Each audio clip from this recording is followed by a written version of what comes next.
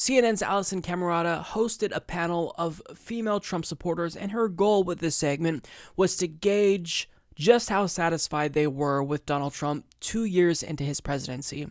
And half of the voters here say that they regret voting for Donald Trump, and the other half say that they do not regret voting for Donald Trump, and in fact intend on voting Republican in the midterms this year. So we got some really insightful anecdotes here that I think yield some good information about voters, specifically the mind of a Trump voter. So I wanted to share this with you because I do have some things to say that I think will be helpful going forward for progressives. Is any part of your vote in the midterm going to send a message, you hope, to President Trump? Do you feel differently about your vote today for him? Oh, I definitely feel different about my vote for him. You know, I voted my Christian values. I was hoping he would probably be more of the candidate that would deliver that for me. And I still maintain hope that his Supreme Court picks are going to have made voting for him worth it for me. I'm standing behind Donald Trump because of his conservative values. You know, having the faith-based community with him is very important to the Latino community. So yes, I am voting Republican, and I did not register ever until 2015. Is that right? So yes. You never voted until this presidential election? No, I felt that, you know, our faith-based community needed support. And what was it about President Trump that made you think that he had those Christian values?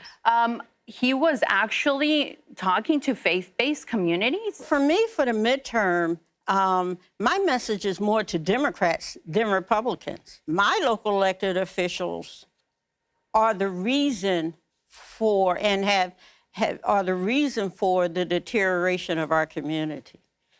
It is Democrat decision-making that has widened the divide between the haves and the have-nots. So you're basically sending a message to your local politics. Exactly, because the local politics are why I am Republican today. The latest poll numbers show that only 36% of the country approves of the job that he's doing. With women, it's lower. Only 29% of women approve, 65% disapprove. Why do you think that is, Allie? Well, it starts with talking about women's facelifts, I think. It's disrespectful. I think the majority of women, I don't think that they see him as a respectful, pro-woman kind of man, especially people my age. In my age demographic, it's a huge deal that he's not supportive of easily accessible women's health care in terms of Planned Parenthood. They feel like they're losing the right to birth control, pap smears, abortions. So, Allie, you're not happy that you voted.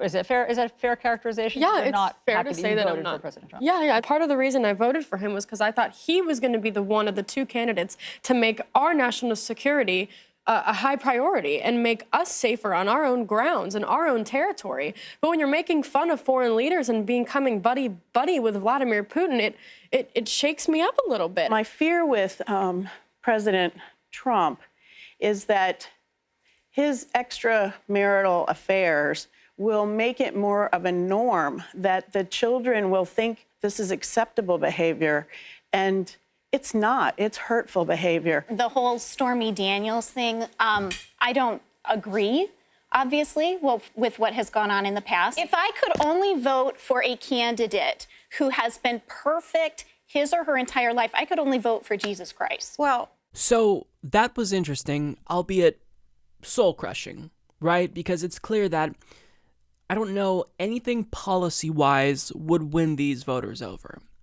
Because one of the main reasons why some of these women say that they support Donald Trump is based on religiosity, which is sad. So one woman said, I voted in my Christian values, and she's hoping that, even if Donald Trump isn't necessarily a living embodiment of Jesus Christ, that, her vote for him will pay off when it comes to his Supreme Court appointments. Another woman said having the faith-based community with him is very important to the Latino community, and she literally registered to vote in 2015 because of Donald Trump. It wasn't George Bush, who was probably the most openly religious candidate in modern history, that made her register. It was Donald Trump, of all people, specifically because he talked to faith-based communities. And then one woman alluded to democratic policies that exacerbated income and wealth inequality, which was weird to me because even if it's true that Democrats also contribute to that, of course, it's Republicans that are doing everything they can to speed up and accelerate that gap that's increasing between, the wealthy and the poor. So that was weird. Additionally, one girl said that she regrets voting for him because she, essentially, according to her, she voted because she thought Donald Trump can protect national security more so than Hillary Clinton. In other words, she voted based on fear because she was fearful of a terrorist attack and she wanted someone who would protect us. And she thought Donald Trump was the stronger candidate on national security. And then one lady said this, which just kind of made my head explode. If I could only vote for a candidate who has been perfect his or her entire life, I could only vote for Jesus Christ. In other words, she'll vote for someone who's flawed, but to her, the bar for who's flawed and how flawed a candidate has to be before she says no is pretty low. So I had some general takeaways that were kind of depressing.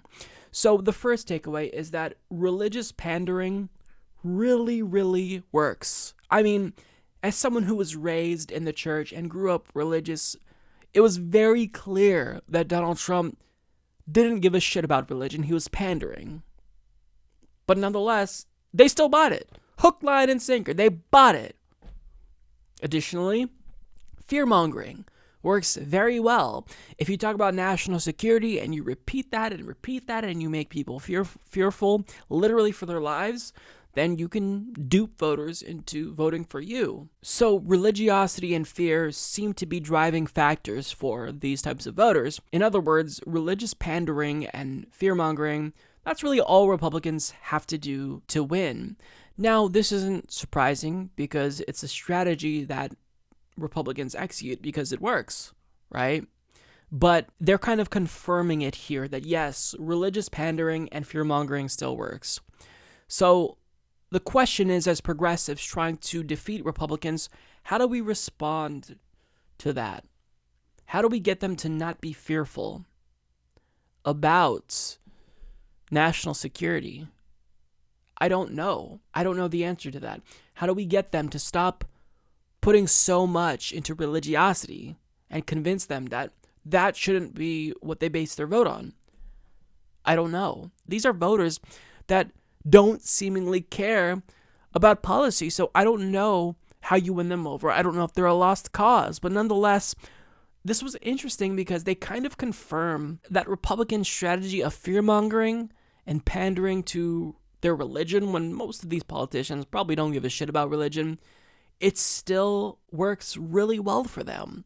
And what's evident is that Republicans have found their go-to strategy that's effective for the most part on a certain portion of voters, but Democrats have not found their go-to strategy. And I think their strategy is to be super populist, excite your base, get out the vote.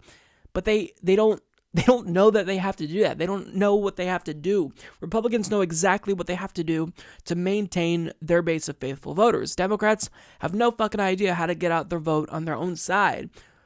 So, I don't have a precise, clean takeaway from this event, or from this panel rather, but it certainly is interesting to see how these voters think and what they base their votes on. Because as someone who focuses on policy through and through, and that's really the only thing I care about, seeing them put so much weight into religion and fear is kind of disheartening, I'll be honest.